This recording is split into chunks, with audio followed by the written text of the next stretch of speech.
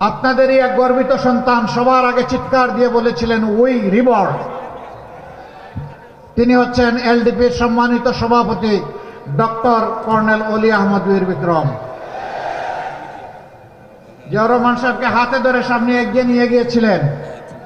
মূর্খদের ভিতরে শিক্ষিত মানুষ কথা বললেও বিপদে পড়ে, এটাই তার একটা বাস্তব উদাহরণ। জামাতে আমির কি বলল, আর এই পটবাহিনী ইংরেজি জানে না, বাংলা ঠিকমতো জানে না, কথা বলতে পারে না, জ্ঞান নেই, এরা কি বলতেছে?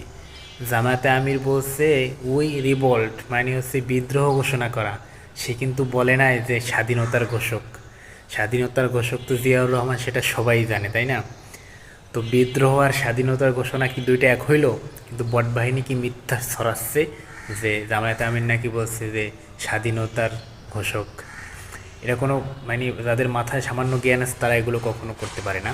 তো আমি দেখলাম দেশের অনেক মানুষ এগুলো এটা নিয়ে শেয়ার করতেছে এবং জামায়াতে আমির মিথ্যাবাদী বলতেছে। বড় বড় আলেমরা পর্যন্ত এগুলো করতেছে। আসলে সাধারণ জ্ঞান যদি তাদের ভিতরে না থাকে, তারা যদি কিছু না বোঝে, ইংরেজি ঠিকমতো শব্দ যদি না জানে, তাহলে তারা এগুলো কীভাবে বলবে? তো একটা বলছে আর এরা ভাবছে আর একটা।